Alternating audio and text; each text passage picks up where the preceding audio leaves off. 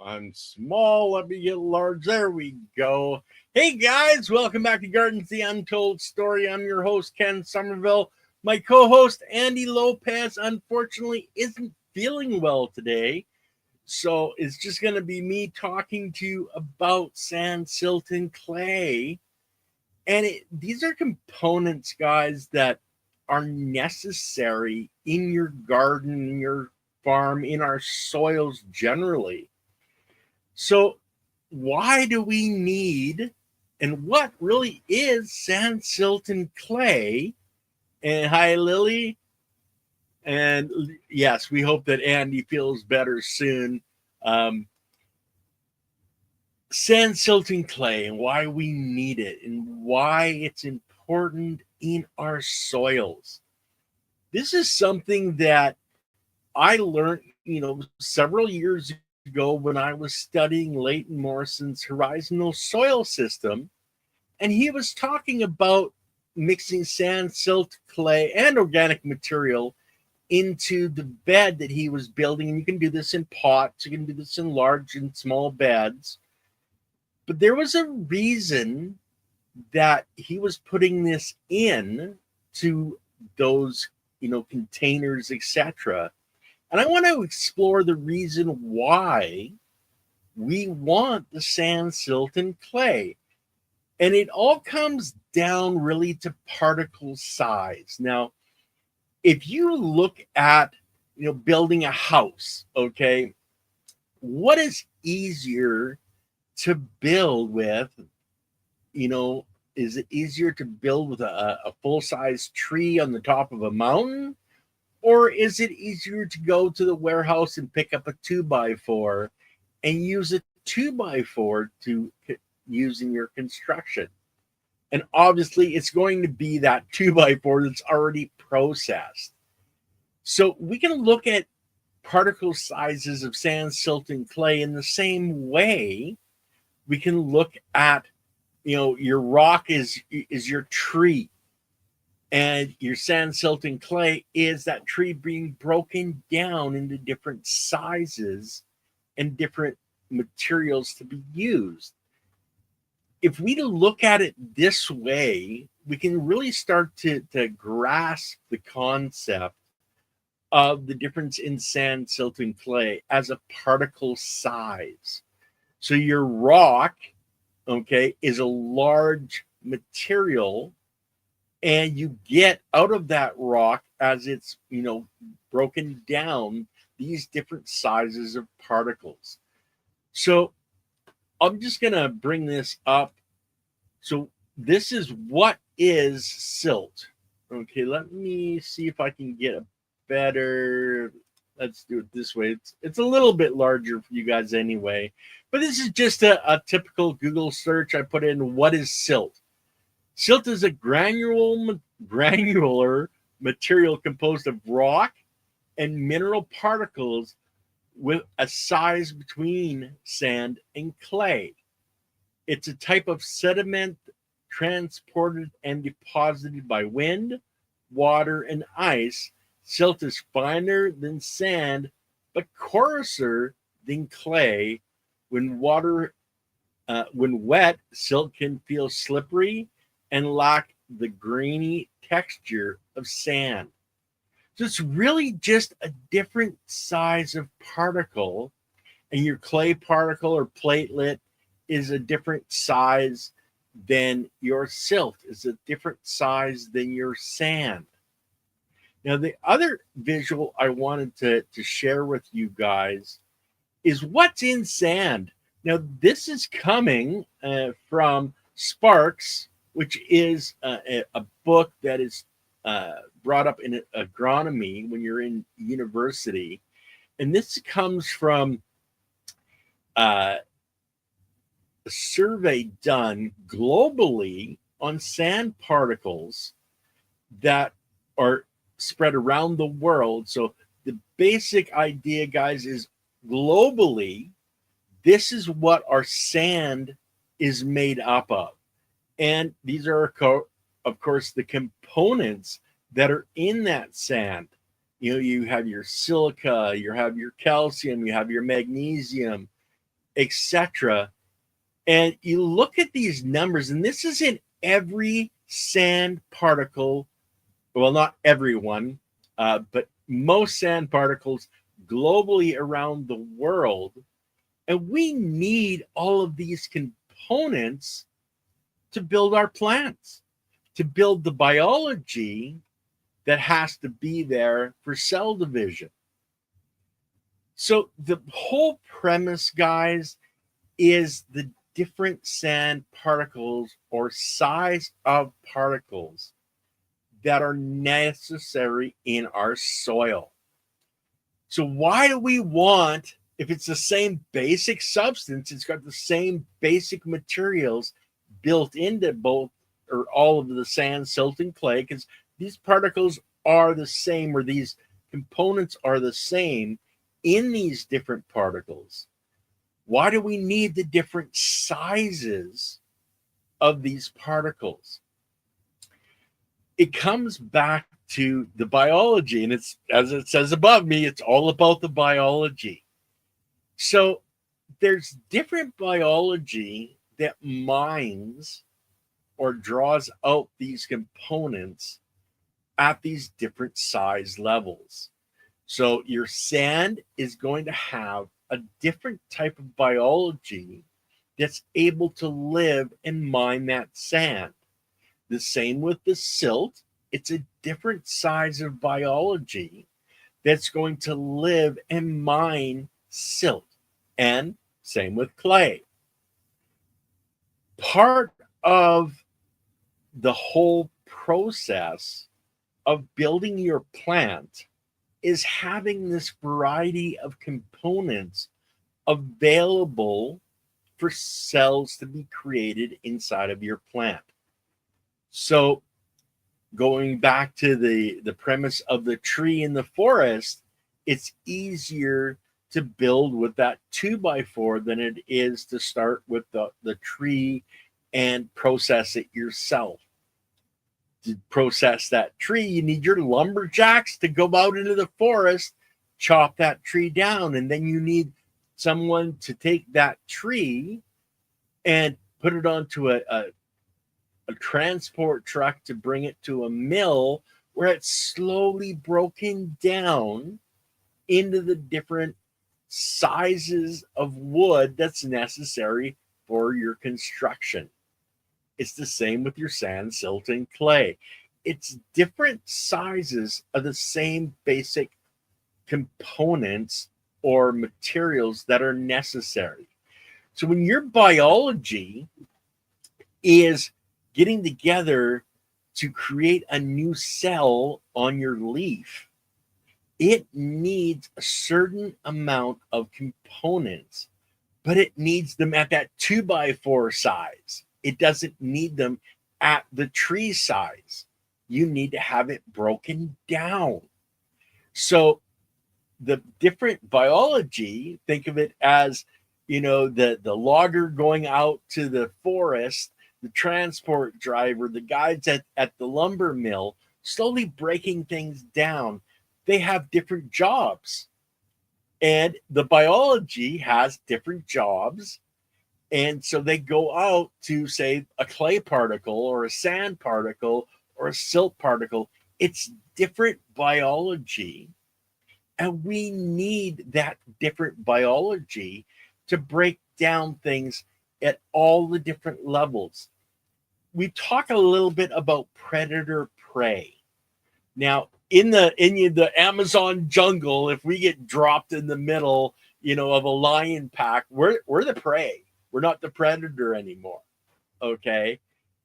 In the biology world, and we're looking from all the way down to quantum biology, to microbiology, to macrobiology. It's all different. The lumberjack to the truck driver to the guy at the lumber mill. It's just different necessary components of life that are needed to break down these structures. Now, if you go back to the channel, it's all about the biology, and look at the Soil Matters playlist, you'll find an interview with a couple of wonderful young ladies that Leighton Morrison talked to, and they talked about different component sizes. Okay, and ground up organic material, GOM, to dissolved organic material, to mineral associated organic material. It's the same with these sand, silt, and clay particles, the different sizes. Now, when it comes to the cell itself, you're not going to be putting a full size piece of sand into a leaf. You need those broken down to the very smallest component at molecular sizes to be put together to build that cell structure of that cell in your leaf. And each cell has its own purpose, whether it's drawing in sunlight, anything else. It's a different manufacturing process in each cell. So you need these different components. We also need to consider that we need the different biology and the different sizes of biology. So we're not only building our leaf structure out of these base materials, we're building the cell structure of the biology that uses these particles to build that cell in your leaf. So if we don't have that different biology and we don't have the different particle sizes to draw on, we can actually break the cycle of development, the cycle of life that is necessary. And that's the predator-prey model. We need the different biologies, the different types of biology to live on the different sand, silt, clay. And we need those things broken down. But if we don't have sand, silt, and clay in our soil structure, then we end up missing a group of biology that's supposed to exist in our soil. Now, it's not so prevalent on a farm or out in your normal garden, okay?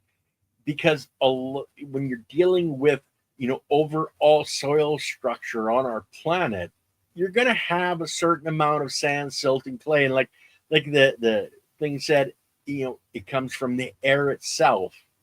So when a volcano blows and all those particles go up into the stratosphere and get transported around our planet globally, and they slowly come out and drop in the soil through the rain, then they're being moved around and you're getting that in our soils. Now, they're obviously going to be at the smallest level of granulation, so you're going to be getting these coming into our soils.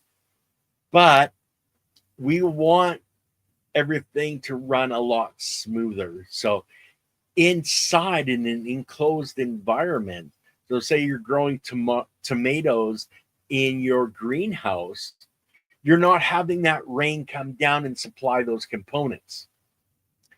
So if you have them in a living soil bed inside of your greenhouse, then all of a sudden you're starting to get these different levels or layers of biology that exist in that soil to mine these different components, and you're supplying the full predator-prey cycle inside of your garden bed.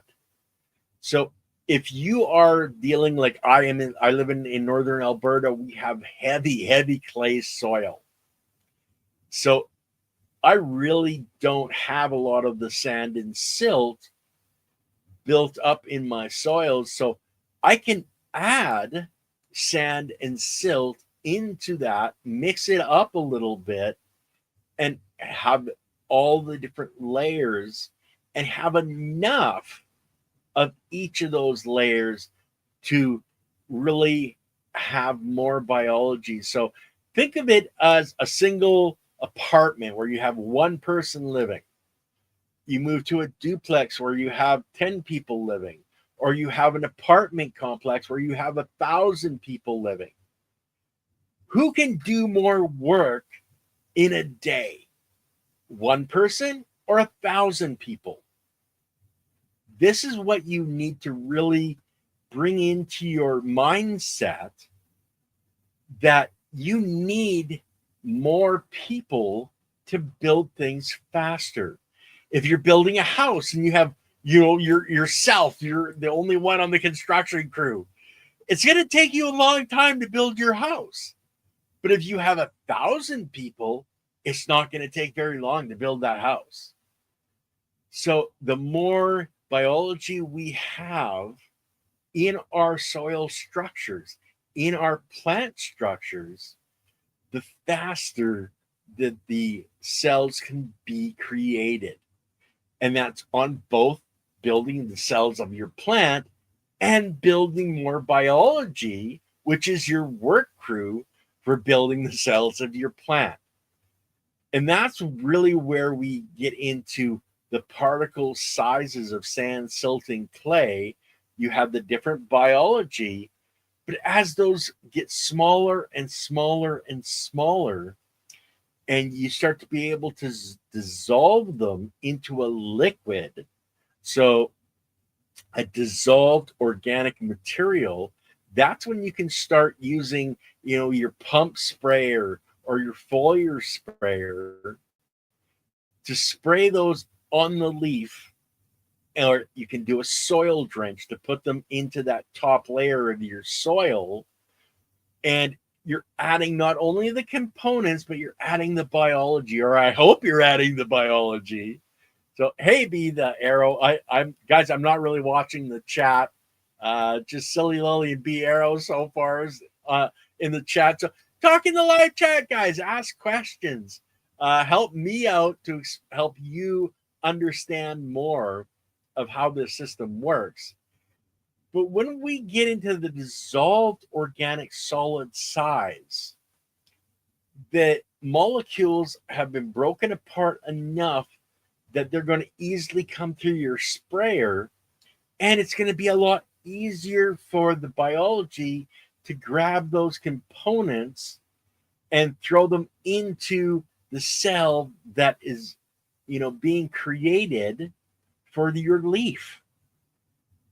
So these things all work not just for plants, but for animals, for humans, etc. And the more of these components that can be supplied at that broken down level, the faster your cell division is going to happen. So the faster your plant is going to grow, the healthier it is going to grow, because when you start supplying all of the components, the easier it is for the biology to build those cells. But looking at construction again, if you're only supplying 2x4s, and you need to have a beam that would be like an 8x8, then you have to take all these 2x4s and put them back together again to create an 8x8. Where if you start with that 8x8, you don't have to waste the time to put it all back together. So considering it that way, sometimes it's really important to have the different available particle sizes. And that's where your sand, silt, and clay comes really back in, because when a sand particle is broken down and those particles are sent to your plant, okay, or to your plant root to be brought into the structure, then that 8x8 is already there and doesn't have to be recreated. So it's important to have all of the variety of materials available for the cell to be built. This is one of the problems when we're feeding our plants through a chemical-based process, where we're really only supplying, your NPK, your nitrogen, phosphorus, etc., to the plant. You're only supplying a small amount of the building blocks that are truly necessary for that cell to be built. So all of a sudden you're recreating that 6x6 out of, maybe 1x4s or 2x2s, and you're having to recreate that and then hope that it's built properly and it's strong enough to hold the structure of that cell together. And unfortunately, it's not. And that's why we see a lot of unhealthy plants. That's why our plants are sick. That's where, an aphid can come and drill through the cell structure and get to the phloem in your plant and suck it out and start decomposing your plant. Where if it was a 6x6, that aphid can't get in there, okay, to break through to start drinking from your plant. And if it can't drink, it can't live, and it moves on to a different plant. That's why it's so important to have these different components available, especially, if you're indoors, in your soil structure to grow things. So if you're doing a lot of starts, you're using your greenhouse in the spring to do all these starts, you want to have these different components available in your starter mix for your soil. You want to mix in that sand, silt, and clay into that starter mix so that you can have the biology develop on those different sized components and have those available. Now, we're talking microscopic, guys. As human beings, we really don't consider that the biology is doing all these functions. But when we really start to get inspired on what's happening inside of our cells, then we can really start to get intuition or inspiration, or just opening up our minds to what's truly available and what's truly happening inside of that cell. And think of that cell as being a huge city, and it's got all the different manufacturers in there to do the different jobs. And we as human beings don't bring our minds down to even consider that these things are happening. But we really need to consider that these are happening inside of every single cell in your body, in my body. It's being the same as in the plant. Now, do we eat sand, silt, and clay? Well, when you take a carrot fresh out of the garden and you just wipe it off and you start chewing on it, you're getting a certain amount of that dirt in your mouth, especially if you're not washing the carrot off. So we do get that into our bodies. Most of the time, though, it's through eating, an animal that has consumed that, and they're breaking that all down for us. They're putting it into their stomachs, hey, Penny, and they're breaking it down as it is necessary to put into their cells. Then we're eating their cells, and we're gaining all those components. Now, part of the problem now is our animals that we're consuming are having the same problems that our plants are having. They're not getting all of those different components, so their cells don't have all of the necessary components. So therefore, when we consume, we're not having all those components. Maybe that's part of the reason that a lot of people aren't as healthy as they could be. And maybe that's the reason why when you get sick and somebody says, well, you need to change your diet, and you start eating, say, cantaloupe that you've never really ate before, and all of a sudden you start feeling better, and that sickness or whatever you have starts going away, it's because all of a sudden you're getting components that cantaloupe has that nothing else you're consuming has. So obviously your body's getting those components, to build that extra healthy cell. And the variety of those components is what we all need. It's what our plants need. So there's a direct correlation to our health, to the health of our plants, and the health of our animals. It's a cycle of life. It's that predator prey. And the more that we can supply the basic components in our soils for the biology to start breaking down to put into our plants, to put into our animals, and to put into ourselves, the healthier the whole cycle is. The more biology that can be created in that cycle. So having that sand, silt, and clay is the base foundation necessary to start this off, because then you're starting off with all the biology that mines the sand, silt, clay, and all of a sudden that biology is transporting those building blocks to the biology in your plant that's building the cell, and all of a sudden you have a 6x6 that's going to be really strong and healthy in that plant cell, instead of putting a bunch of 2x2s together to try to create that 6x6. I hope you guys are starting to see the importance of having the different materials. Now, Andy talks a lot about, having different materials, the different rock dust. That's a part of the sand, silt, and clay. Where do you think rock dust is coming from? It's really, a lot like just having straight silt. And it's really missing in our soils. We really need to start considering and looking at that soil and take a sample. Okay? Grab a mason jar, put a bunch of your soil into that mason jar and fill it up with water, shake it up good, and then leave it sit there.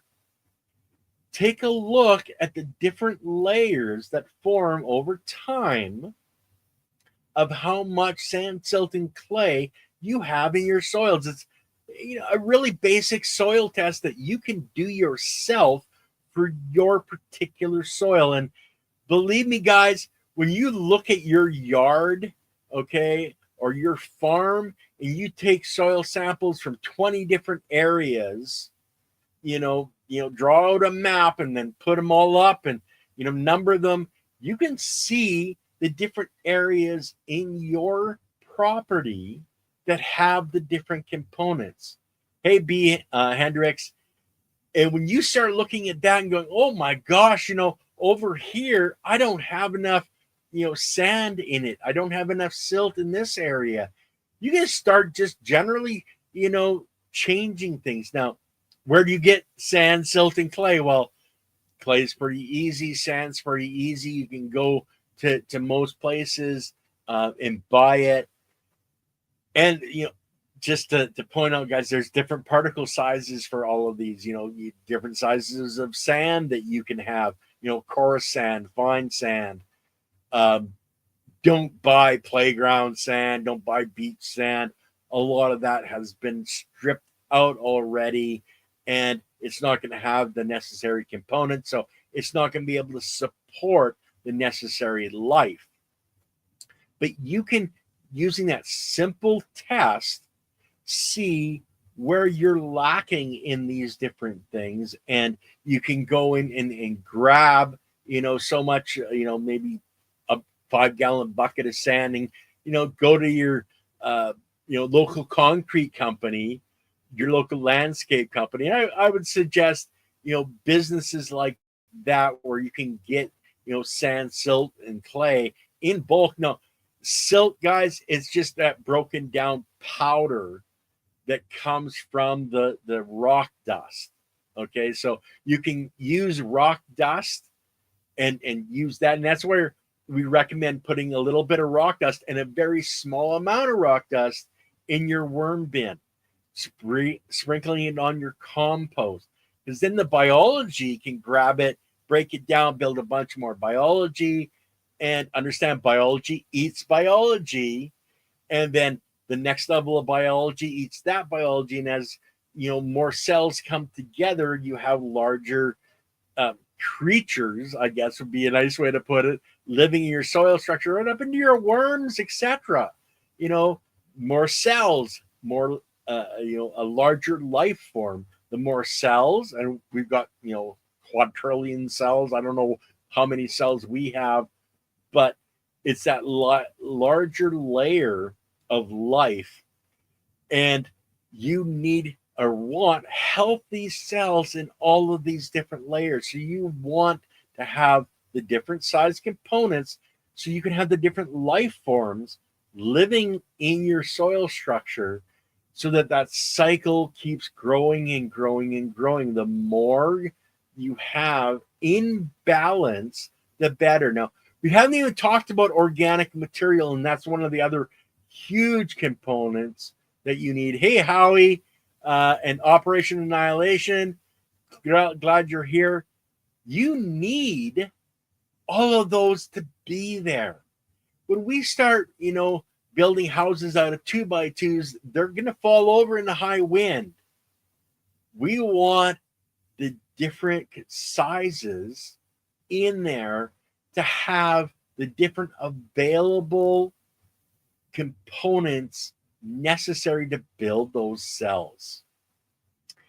We want the different sizes in there so that they can build the necessary biology as well. Now, the organic material, that's a whole different layer of biology. It's a whole different layer of life forms that are there that we need. It's that predator prey. The more we have of the variety of biology, the more biology is there to work and build our cells and healthy cells in those plants.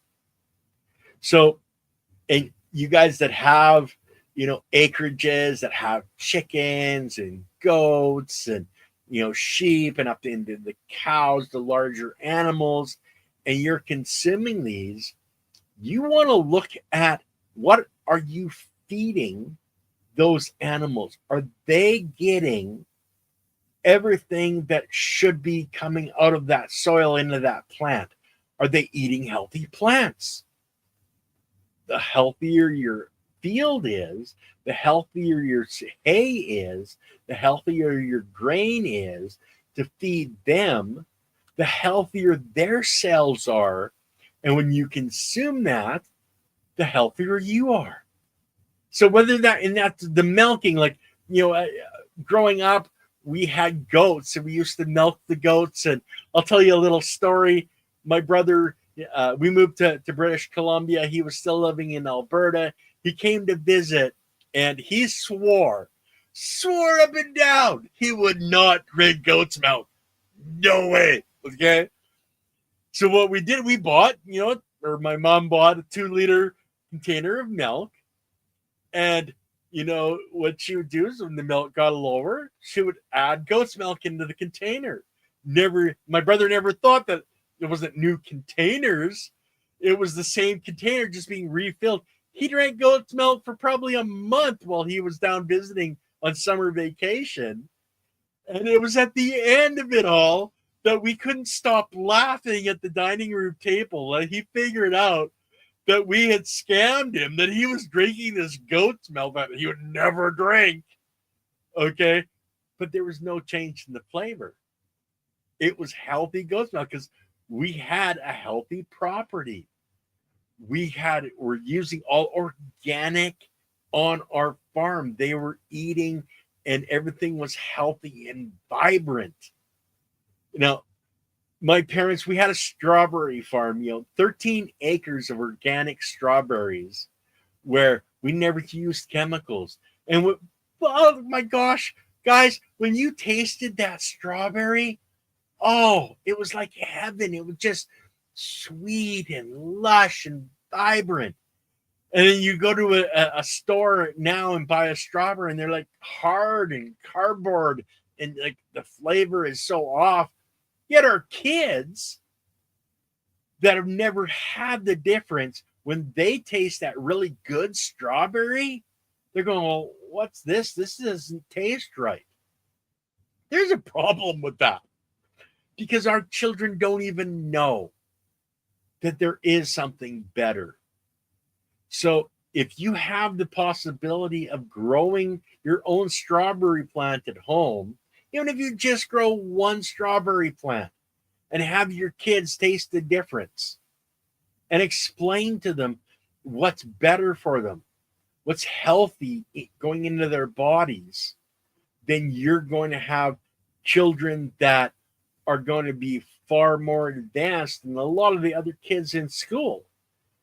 To give you a little example, Lily watched a video where they took kids out to a farm, and the kids asked the farmer, well, why are you doing this? Why are you doing all this work?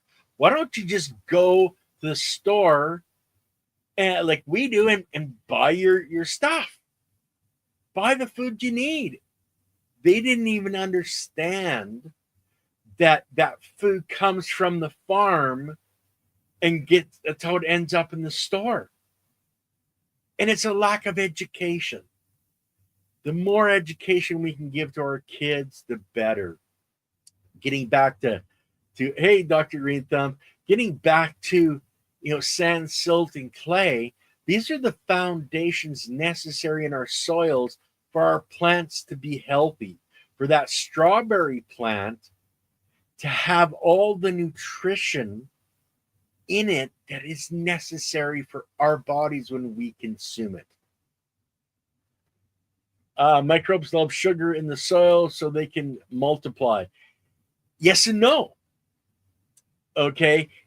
Microbes love the material that are in sugars or certain sugars, the processed. A lot of those materials have been taken out because that's been processed down. The microbes love sugar, but different microbes love different sugars. That's where you have your anaerobic and your aerobic. And that's why you can have problems in compost teas, etc., where you can have a bloom of biology that isn't good biology. If you're doing that, be very careful that you balance the amount that you're putting in. That's why we recommend like blackstrap molasses. The more raw the form, but at that level, you can it's in the liquid form. It's easier for the biology to grab those components and rebuild themselves. So be careful that you're not using too much sugar, because it's like everything else. It's like intravenous feeding by giving them that. And is it have all the components in it for that biology to build healthy cells in its own body? Sure, you're getting this bloom of biology. Oh my God, it's so great. But is it healthy? Is the cells of that biology healthy?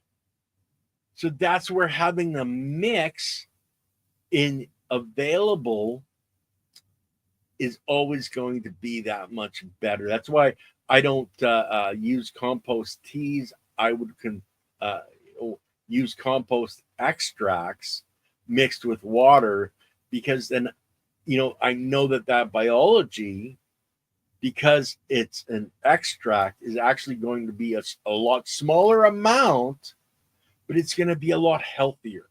Its cell structure is going to be a lot healthier and stronger. So when I'm putting it out, it's going to be that much more available to do its job.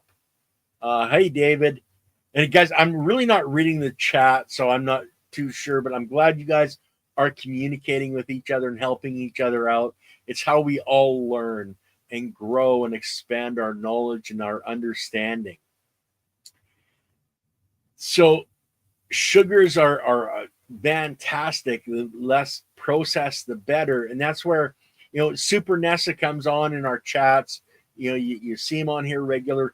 He's using tree sap. So there's a lot of sugar or sugar molecules in tree sap. It's 100% natural, and it's balanced already in that sap that the tree is producing. That sap is going to be that much better used raw than if it was broken down over and over and over again. Like your maple syrup, you have different grades. They're pulling different things out of the base material. And consider it just like sand. You're starting with that base material of sand. It's got all these different components. And then as it's broken down, it's got less components and less components and less components in it. It's a lot easier for the biology to grab specific things. Like, okay, I need 2,000 molecules of selenium, and I need 100 molecules of molybdenum to use in the cell and building the cell, or I need different 2x4s or 2x6s or 2x8s. It's the different sizes. So when you're breaking that down, would you be better off to take, that maple syrup, the sap right from the tree, and put it into your, bubbler to grow your biology? Or would it be better to take the one that's been, had, 10 layers stripped out of it?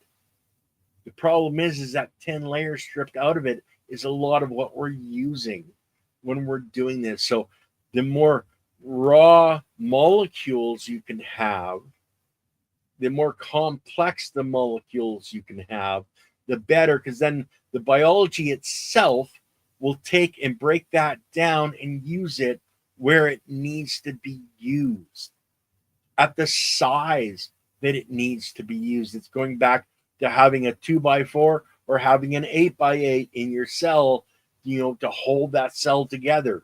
What's going to be stronger? That's where you need to consider those things when you're making a compost extract, when you're making, an extract from, worm castings, when you're doing, your different teas. The more complex the sugars, and Andy and I talk about this quite a bit, the more complex the sugar, the bugs can't consume those because they can't break it down. The biology in their bodies can't use that complex molecule, that larger molecule, to feed on, but they can use that one that's been broken down and processed.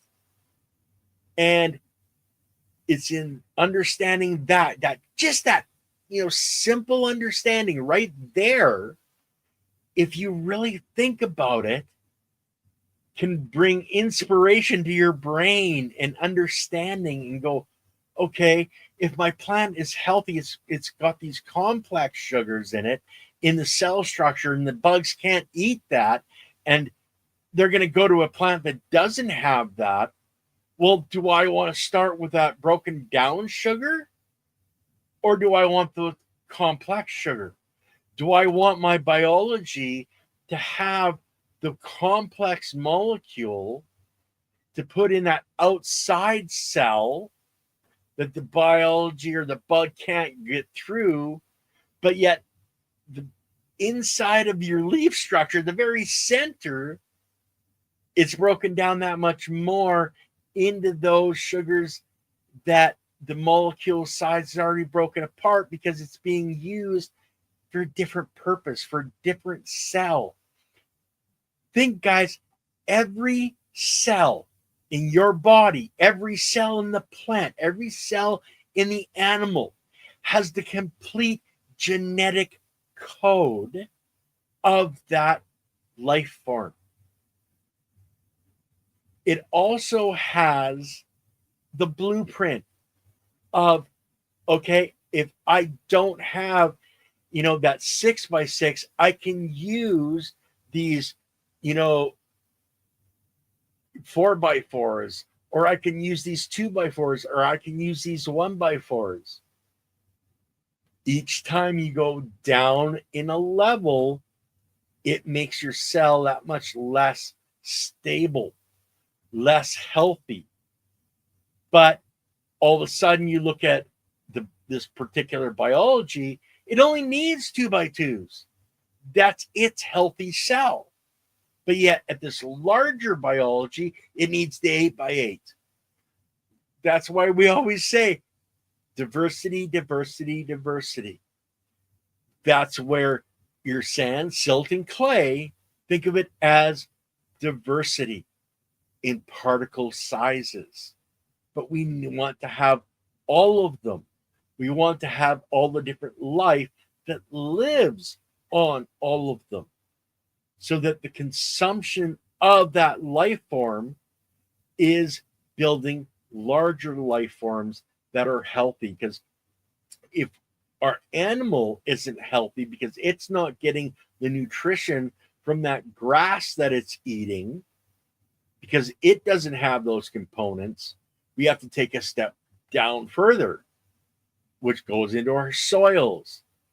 And we have to look at our soils. Why isn't that grass healthy that animal's eating? So start stepping back inside and get your brains wrapped around these life forms. If you were that life form and you were looking around, oh, well, it's a whole world around you. It's just for us as human beings, we're stuck on we're the top of the pyramid. But when we look at our bodies, it's all made up of cells. It's all made by the biology, which means, oh my gosh, it's just a different size of life form, all made from sand, silt, clay, and organic material. That's the foundation. If you have a healthy foundation, all of a sudden, the larger the complex structure of molecules, the healthier it is.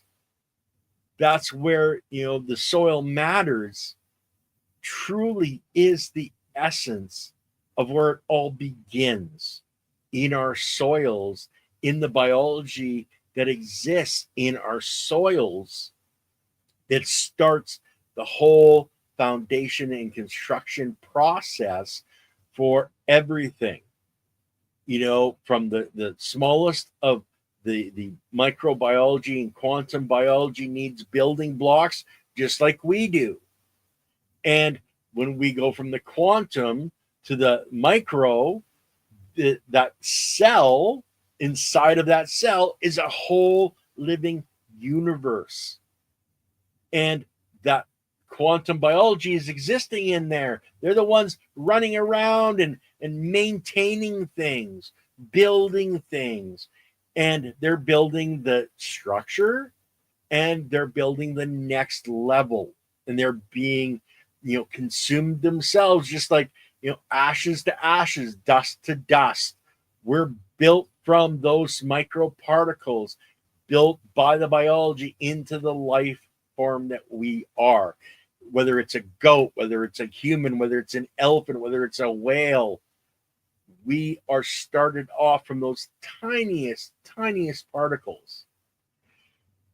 Point out one thing, and I just watched, oh gosh, I can't remember the name of the movie, but it's about not Mount St. Helens, Yellowstone blowing up.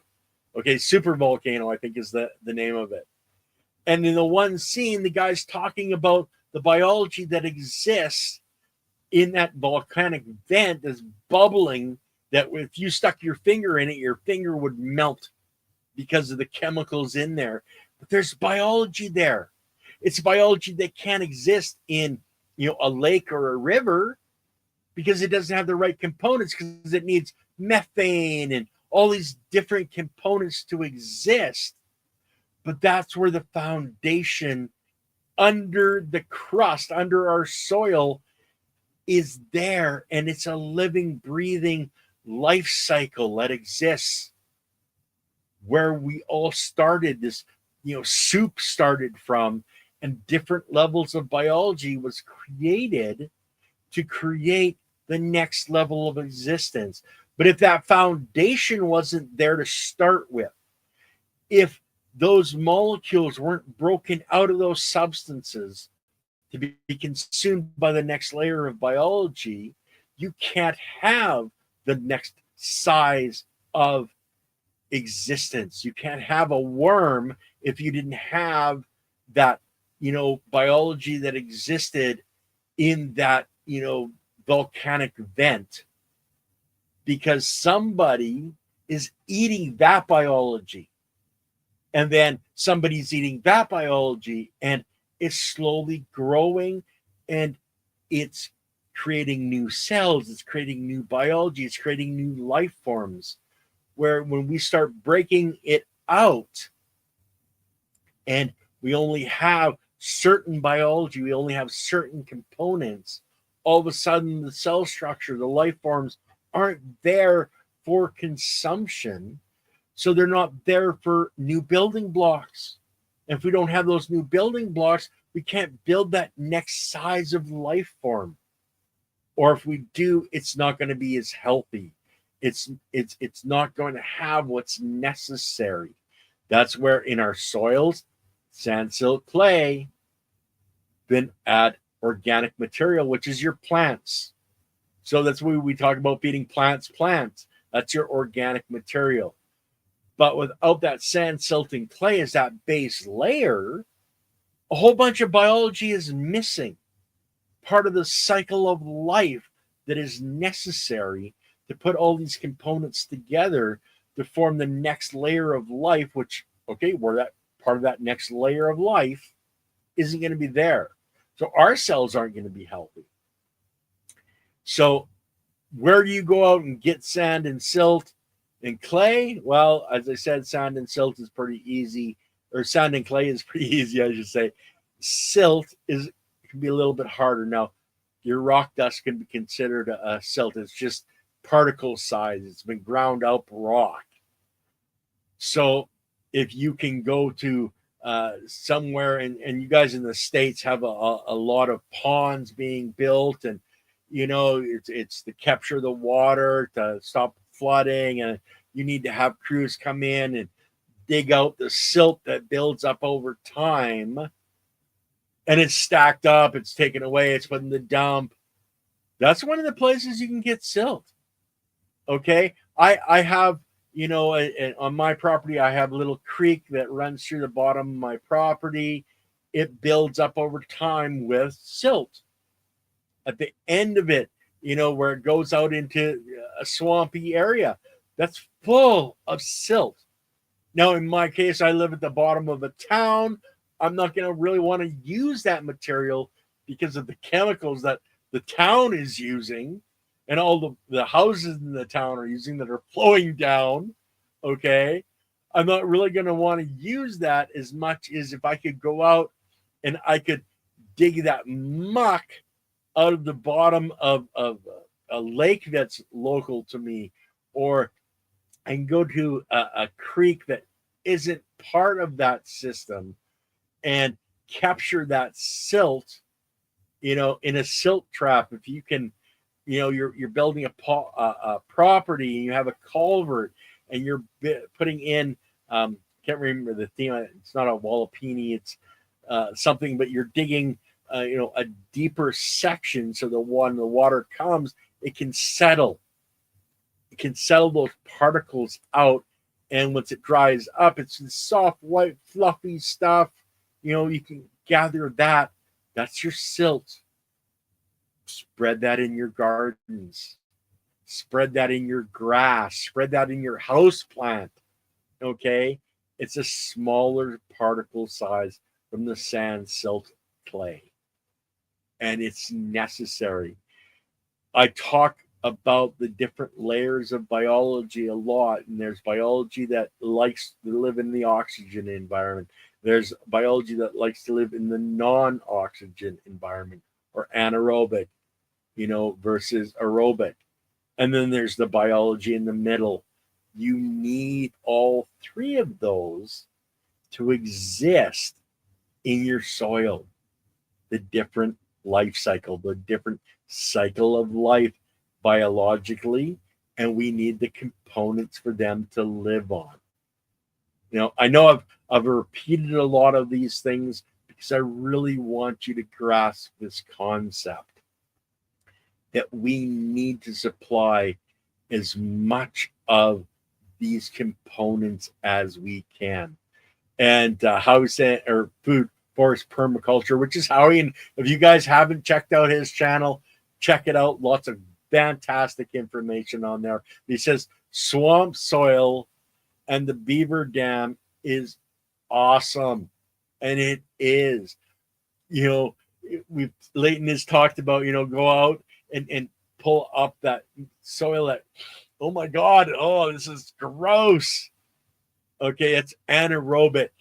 Okay, it's the non-oxygen, but it's a different biology that exists there. That's where fish brew that we talk about a lot is fantastic. And it's a different biology. It's your anaerobic biology. It's biology that lives in the water that's not necessary to live on top of the soil.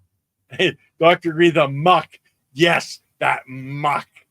Okay, that muck, guys. Oh my gosh. The components that are already broken down that are necessary. That's a whole bunch of, the 8x8s and 6x6s and 2x4s. And it's broken down to the different sizes already. But you need the biology to use it. You need the biology that created it. That's where when we talk about, if you have a fish tank and you have that filter, you can take that filter, fill up a 5-gallon bucket of water, throw that filter in there. When it starts to smell sweet, okay, and that might take a day or 5 days or 10 days, depending on the temperature, the environment that you live in. You keep smelling it. Yeah, no, it's not really sweet yet. Dang, that smells sweet. Throw that on your garden. That's the biology. That's that anaerobic biology necessary in your soils. Guys, it can be so easy. That's why I love Korean natural farming so much, because it talks about a lot of this stuff. That's where, it talks about adding salt water and how great salt water is. But it's 1 to 1,000. So you got 1,000 liters. You only need 1 liter in that 1,000 liters. So it's about maintaining that balance. Hey, Goathead, in that balance of not taking it too far, not having, sprinkling salt on your field. That's what the Romans did, to harm the fields of conquered, countries. They would salt the fields so that it was out of balance and it wouldn't grow good crops. A little bit balance, a little bit of sand, a little bit of silt, a little bit of clay. Try to keep the balance. That's where Leighton Morrison's horizontal soil system, we're looking at 30, 30, 30, 30 sand, silt, and clay, and then 10% organic material on top. The organic material is a huge component in that because it's a living different biology that's going to be living in there, and it's going to be a food source. And the biology living on the sand is going to be a food source for that biology, and etc., etc., etc. Hey, David, it's so important to consider all these things.